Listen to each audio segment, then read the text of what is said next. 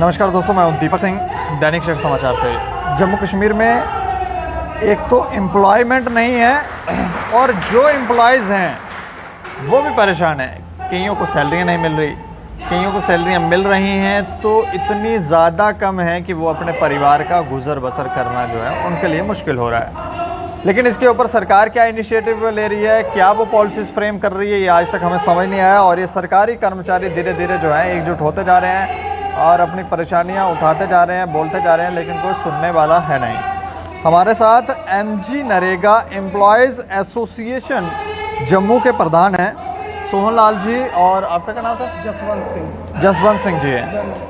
ये general secretary हैं MG NREGA के ये एम्प्लॉयज़ हैं और इनकी भी सैलरीज़ को लेकर इश्यूज़ हैं। ये काफ़ी लंबे समय से काम कर रहे हैं, कब से काम कर रहे हैं इनसे बात करेंगे।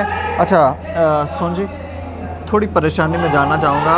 पहले तो ये बताएं कितने सालों से आप काम कर रहे हैं? सबसे पहले तो मैं आपका बहुत बहुत धन्यवाद करता हूँ कि जो मीडिया कर्मियों को मैं इतना धन्यवाद करता हूँ कि जो हम जैसे दबे हुए लोग हैं, जो डिपार्टमेंट के अंदर दबे हुए हैं, जो समाज के अंदर दबे हुए हैं, बस अपनी परेशानियों को लेकर ही दबे हुए हैं। सबसे पहले आपका धन्यवाद मैं इसलिए करना चाहता हूँ क्योंकि आप लोग ही ऐसे हैं जो हमारी आवाज़ जो है जन जन तक पहुँचाते हैं, इसलिए मैं आपका धन्यवाद करता हूँ, तहे दिल से शुक्रिया अदा करता हूँ। अब हमारा यह वार्ता करने का, जब आपसे मोहल्लित होने का एक ही तात्पर्य है, एक ही परिणाम है कि हमें डिपार्टमेंट ने पिछले 15 सालों से लगाया हुआ है और पूरे प्रॉपर तरीके से लगाया हुआ है।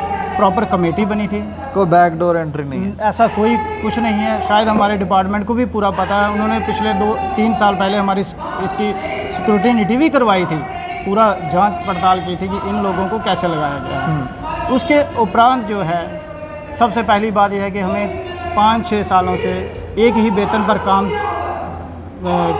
काम करना पड़ रहा है। कितने वेतन था जब आपको लगाया गया? कितना वेतन मिल रहा था? जब हमें लगाया गया था तब कोई 2000 तक था।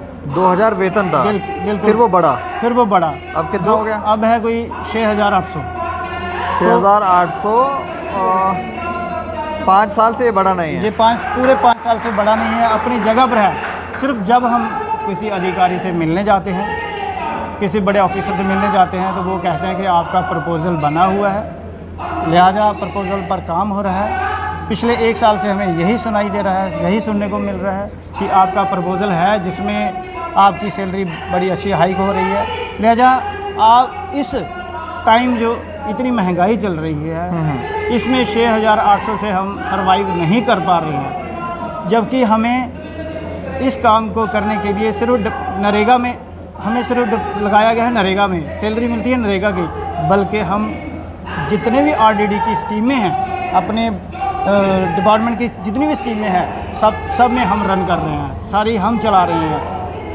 इस बात को उनके खुद के कर्मचारी नहीं? उनके खुद के कर्मचारी हैं, लेकिन डिपार्टमेंट के पास इतना स्टाफ कम है कि हमारे सिवा कोई और काम के लिए मिलता ही नहीं है। सबसे पहले कोई भी स्कीम रन हो, कोई नई स्कीम आए, पुरानी आए, कोई आपदा आए, जैसे अभी थोड़े दिन पहले पिछले जो दिन बीते हैं इनमें कोविड बड़ा फैला हुआ था, तो कोविड में सबसे पहले नरेगा सपोर्टिंग स्टाफ को ही डिप्यूट किया जाता था।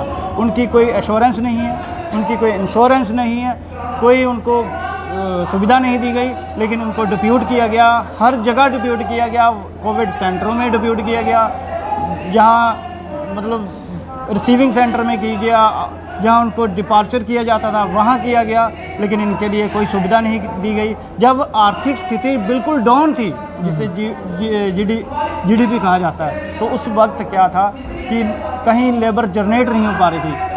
हमारे नरेगा सपोर्टिंग स्टाफ ने उस कोरोना के वक्त अपनी जान को खेलते हुए लोगों को विश्वास दिया कि आप काम पर जाइए, नरेगा में लेबर जनरेट करिए, जिससे जैसे उनको लेबर पेमेंटें मिली, जैसे वो काम पर गए, काम हुए, तो उससे हमारा जो क्या है जीडीपी आर्थिक स्थिति में थोड़ा बदलाव आया, लोगों के पास पैसे आए, लोगों ने पैसे कलेक्ट किए, हमारी लेबर वहाँ काम करके वहाँ पैसे कलेक्ट किए, तो उन्होंने उन हालातों में इन नरेगा सपोर्टिंग स्टाफ ने काम किया है। आपको टीए तो सैलरी के अलावा मिलता होगा?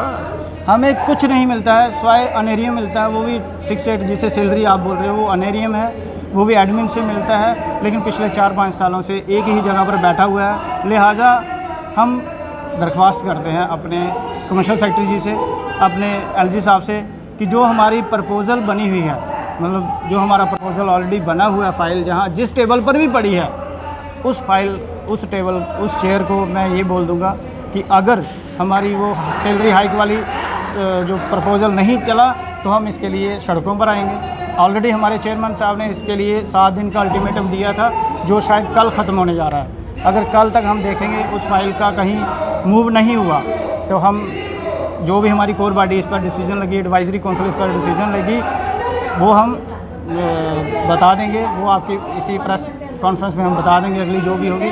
तो अगर नहीं हुआ तो हम नेक्स्ट इस पर रणनीति बना देंगे और सीधा। इसको लेकर आपने कोई ऊपर अपने किसी बड़े अधिकारी से बात करने की कोशिश की? बिल्कुल हमने कोशिश की, लेकिन उन्होंने हर बार की तरह दोबारा यही मैसेज दिया, यही बोला कि आप वेट करिए, आपका प्रपोज़ल रेडी है, थोड़े दिन और वेट करिए। अब 1.5 साल हो चुका है, 1.5 साल का वही प्रपोज़ल किस टेबल पर है, किस चेयर पर है, ये हमें नहीं पता।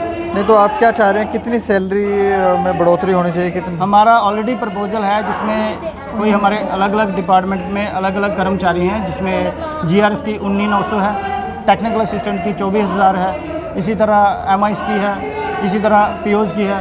वो ऑलरेडी प्रपोज़ल है हमारे पास, उसकी कॉपी है, हम आपको प्रोवाइड कर देंगे। जो इसी डिपार्टमेंट ने अपने ऑफिसर को लिखा था, बड़े ऑफिसर को लिखा था कि ये हमारा प्रपोज़ल बना हुआ है, ये हमारा प्रपोज़ल होना चाहिए। जी। तो अगर ये मांग आपकी पूरी नहीं होती है तो हमारे चेयरमैन साहब पहले ही कह चुके हैं, अगर हमारी ये डिमांड पूरी नहीं होगी, सबसे पहले तो हम नरेगा में लगे हैं, तो सिर्फ नरेगा का काम करेंगे, अदर वर्क्स हम नहीं करेंगे। क्योंकि जब भी हम किसी अधिकारी के पास जाते हैं, जैसे कोई भी बड़े ऑफिसर के पास जाते हैं, तो कहते हैं कि आप नरेगा में लगे हुए हैं, ये सेंट्रल स्पॉन्सर स्कीम है, लिहाजा इसमें हम आपका कुछ नहीं कर सकते। लेकिन अगर ये सेंट्रल स्पॉन्सर स्कीम है तो सिर्फ हमें नरेगा ही दी जाए, अदर वर्क्स क्यों करवाए जाते हैं? कोविड में क्यों लगाया जाता है? बीएडीपी में क्यों दिया जाता है काम हमें? इलेक्शंस में क्यों लगाया जाता है? वो इसलिए लगाया जाता है क्योंकि इनके पास जब स्टाफ है ही नहीं, इनके पास स्टाफ की इतनी कमी है, तो हमें डिप्यूट किया जाता है। इनको सबसे पहला अगर इनको कोई भी काम पड़ेगा किसी भी स्कीम में, तो सबसे नरेगा सपोर्टिंग स्टाफ को ही याद किया जाता है। हमारे पास बहुत सारे ऑर्डर्स हैं जो रिसेंटली भी होंगे, इसलिए हमारी आपके माध्यम से यही अपील है, यही प्रार्थना है, दोनों हाथ जोड़कर विनती है कि एलजी साहब से या हमारे कमीशन सेक्रेटरी साहब से कि हमारी इस मांग को मद्देनज़र रखते हुए इसी मांग को पूरा कीजिए। चलिए, शुक्रिया हमसे बातचीत करने के लिए। Thank you. तो ये देखें आप, ये भी मांग उठा रहे हैं और भी कर्मचारी मांग उठा रहे हैं, लेकिन मांगे मानेगा कौन?